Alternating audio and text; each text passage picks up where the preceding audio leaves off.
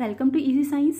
Class 7 के science का chapter weather climate and adaptation of animals to climate के कुछ क्वेश्चन एंड आंसर्स को आज हम सॉल्व करेंगे। सबसे पहले question number 1, name the elements that determine the weather of a place. इस क्वेश्चन के आंसर में हमें उन एलिमेंट्स का नाम देना है जो किसी भी प्लेस के वेदर को डिसाइड करता है। ठीक है, तो वो एलिमेंट क्या होते हैं? Temperature, humidity, rainfall, wind speed etcetera. ये सारे क्या है? एलिमेंट हैं। These are the elements that determine the weather of a place. ये एलिमेंट्स किसी भी प्लेस के, किसी पर्टिकुलर प्लेस के वेदर को डिसाइड करते हैं, बताते हैं। क्योंकि अगर टेम्परेचर हाई है, ह्यूमिडिटी है, रेनफॉल ज़्यादा है या विंड स्पीड है, तो हम बोलेंगे कि इस जगह का वेदर बहुत ह्यूमिड है, बहुत हॉट है, या बहुत रेनी वेदर होता है, यहाँ का बहुत विंडी एरिया है। ठीक है, तो इसलिए हम इन एलिमेंट्स का नाम इस क्वेश्चन के आंसर में लिखेंगे। Question number 2, when are the maximum and minimum temperatures likely to occur during the day.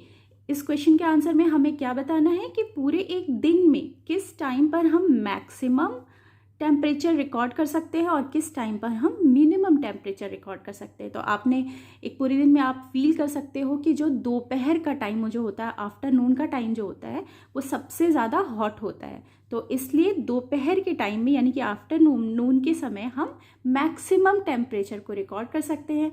और मॉर्निंग का जो समय होता है, चाहे वो बहुत ज़्यादा गर्मी हो तो भी ठंडा रहता है, यानी कि उस समय टेम्परेचर सबसे लो होता है, मिनिमम होता है। चाहे ठंड का दिन हो या फिर गर्मी का हो, उस समय ठंडा रहता है। तो इसलिए मिनिमम टेम्परेचर हम मॉर्निंग में रिकॉर्ड करते हैं। तो आंसर में हम लिखेंगे the maximum temperature of the day occur in the afternoon while the minimum temperature occurs in the early morning. ठीक है।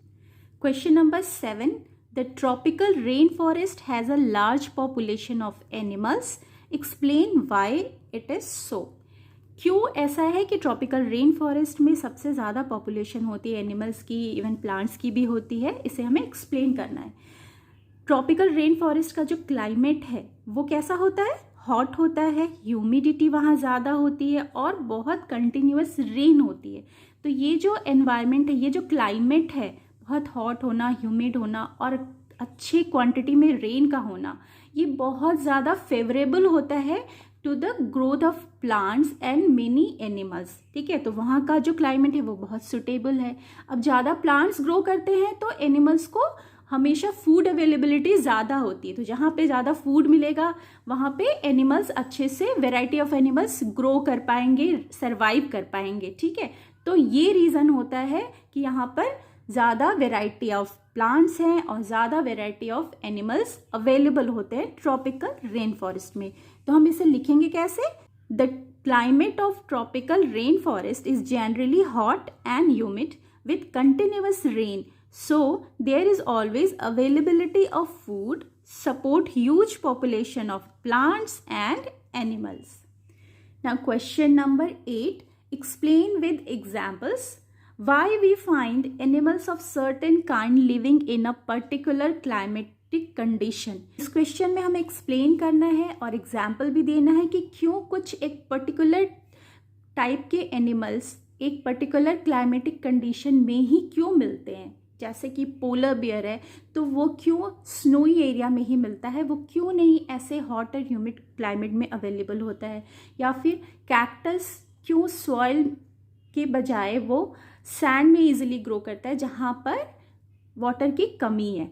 इस चीज़ को हमें एक्सप्लेन भी करना और एग्जाम्पल भी देना है। ऐसा इसलिए होता है क्योंकि अगर कोई एनिमल बहुत ठंडी जगह पर रहता है तो उसकी बॉडी में जो स्पेशल कैरेक्टर्स होते हैं या जो अडेप्टेशन होते हैं वो उस क्लाइमेट के अकॉर्डिंग होते हैं। अगर वो ठंडी जगह है तो वहाँ पे क्या होगा? उस एनिमल में ज़्यादा फर होंगे, उनके नीचे फैट की लेयर होगी जिससे कि उस ठंडी जगह पे सरवाइव कर पाएँ। ठीक है, उनकी बॉडी उस जगह के लिए अडॉप्टेड है। और अगर कोई एनिमल बहुत हॉट और ह्यूमिड जगह में रहता है तो उसकी बॉडी उस क्लाइमेट के लिए अडॉप्टेड है, उसके अंदर जो भी स्पेशल फीचर्स हैं वो उस हॉट और ह्यूमिड एरिया में सरवाइव करने के लिए। अगर वो ठंडी जगह पे चला जाए तो वो नहीं कर पाएगा सरवाइव, क्योंकि उसकी बॉडी में वो सारे अडॉप्टेशन है ही नहीं जो कि ठंडी जगह पे रहने वाले एनिमल्स में होते हैं।